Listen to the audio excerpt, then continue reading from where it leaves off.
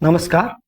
100 वर्षापूर्वी सादर झालेले आणि आजही समाज सुधारण्यासाठी तसेच व्यसनाचे दारुण सत्य काय असते हे समोर मांडणारे कैलासवासी राम गणेश गडकरी लिखित एकच प्याला या नाटकाचा कोल्हापुरातील पहिला प्रयोग 15 मार्च 2026 रोजी स्वरराज छोटा गंधर्व पुणे आणि वरद रंगभूमी यांच्या सहयोगातून कोल्हापूर येथील गोविंदराव टेंबे रंगमंदिर येथे झाला. चला तर संवाद साधूया या नाटकाचे मुख्य पात्र तळीराम आणि सुधाकर यांच्याशी. तसेच पाहूया या नाटकातील काही क्षण.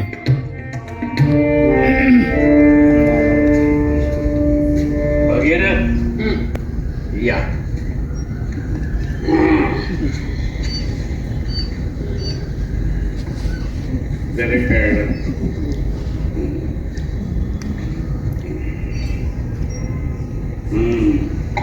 तयारी करायची मदत कर.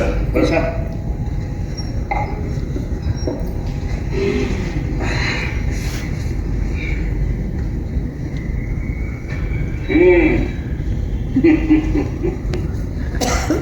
म्हणे सुटत नाही, एकदा घेतली की सुटत नाही म्हणे.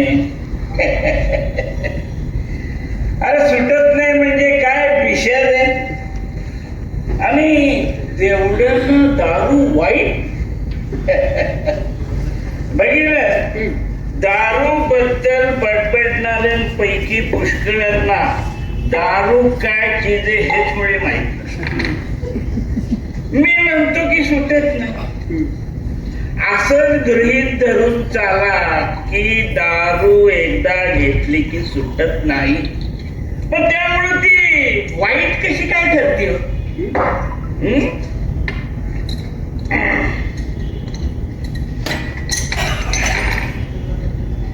भगीरथ, तुम्ही विश्वविद्यालयाचे पदवीधर आहात ना? हो हो.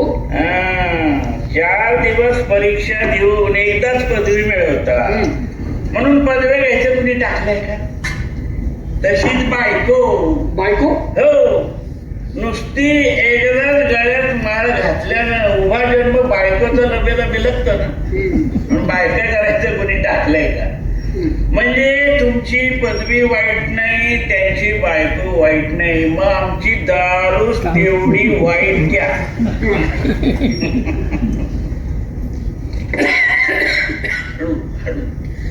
तळीराम, या तीनही गोष्टींचा एवढं साम्य जमलं म्हणून सर्वांशी तुलना कशी करता येईल?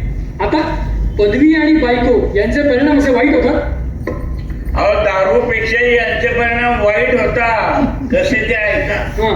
अहो, असे काही पदवीधर मी हाताला धरून दाखवून देईन की पदवीचा नावापुरता पोकळ आधार नसता तर त्यांना आपला मूर्खपणा जगापुढे मांडायची छातीत जाईल.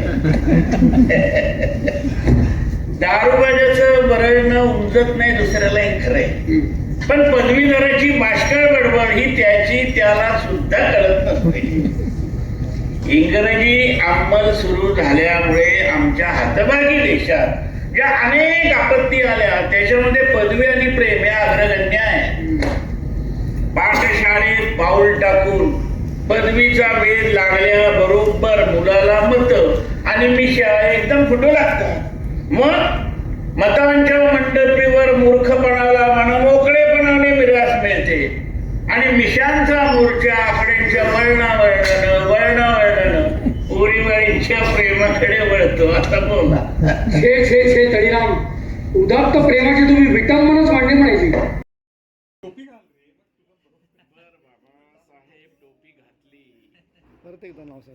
माझं नाव अभिषेक अमसेट आणि माझं नाव चंद्रकांत मुळगुंदकर.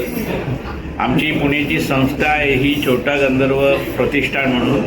या संस्थेमार्फत आज संगीत एकच प्याला या नाटकाचा आम्ही पहिला प्रयोग कोल्हापुरात सादर केला आणि रसिकांनी आम्हाला चांगली दाद दिली. आमचा उत्साह वाढवला. नक्कीच आम्ही सगळ्यांना धन्यवाद देतो त्याबद्दल. आमचे मित्र आणि आमचे सर म्हाडामधले चव्हाण साहेब हे देखील या कार्यक्रमाला उपस्थित राहिले आणि कार्यक्रमाची शोभा वाढवली. आम्हाला त्यांनी उत्साह आमचा द्विगुणित केला. साहेब तुमचे परत एकदा मनापासून आभार. बरं, हे आता तू हा इतकं जुनं नाटक आहे, हे परत करताना तुमच्या मनात अशा काय इच्छा होत्या की आपण समाजाला काय संदेश द्यावा?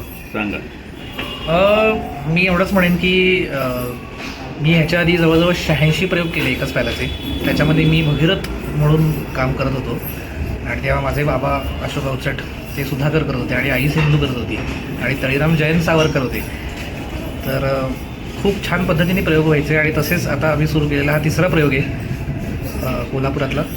असेच पुढे प्रयोग होतील आणि मी एवढंच सांगू इच्छितो की पुढच्या पिढीला किंवा आता जे कोण नव्याने नाटक बघतायत किंवा संगीत नाटक फारसं बघितलं जात नाही, ते आता पाहिलं जात आहे. तर त्यामुळे मी पुढच्या पिढीला हे नक्कीच सांगेन की या विषयावरचं नाटक तुम्ही नक्कीच बघितलं पाहिजे आणि शक्य तितक्या जे लोक या व्यसनाला आहारी जातात किंवा त्यांचं आयुष्य बर्बाद झालेलं आपण बघितलेलं आहे. बऱ्याच ठिकाणी खूप गोष्टी ऐकायला मिळतात. तर मी त्यांना एवढंच सांगू इच्छितो की हे नाटक बघून तरी तुम्ही दारू पिऊ नका. हा, म्हणजे नवीन पिढी आजकाल ही व्यसनाच्या अधीन भरपूर व्हायला लागली. म्हणजे नुसती मुलंच नाही पण मुली सुद्धा या व्यसनाच्या अधीन होय, म्हणजे मुलं आणि मुली म्हणजे आता तसा फरक राहिलेला नाही, दोन्हीच ह्याच्यात करेक्ट. आपण बघतो की बाहेर मुली सिगरेट वगैरे ओढत बसलेल्या असतात वगैरे किंवा बारमध्ये असतात मुलांसोबत वगैरे. पण ठीक आहे, आता हळूहळू कल्चर बदलतंय किंवा बाहेरची परदेशातली ही प्रथा संस्कृती इकडे येते आपल्याकडे आहे, पाश्चिमात्य. इथे आली आहे. पण जुन्या ज्या आहेत काही गोष्टी आहेत त्या विसरू नयेत असं माझं म्हणणं आहे की म्हणजे राम गणेश गडकऱ्यांनी 110 वर्षांपूर्वी लिहिलेलं ते आता तंतोतंत जुळतंय. म्हणजे हा केवढा दूरदृष्टिकोन म्हणायचा का काय म्हणायचा. बरोबर आहे. पण या निमित्तानं, या नाटकाच्या निमित्तानं तरुण पिढीला काहीतरी चांगला संदेश जावा हे नक्की, हे त्याच्या पाठीमागचा आमचा हेतू. थँक्यू. आभारी आहे तुम्ही हा नाटकाचा प्रयोग करताय त्याबद्दल आणि तुम्हाला उदंड यश लाभो. थँक्यू. थँक्यू.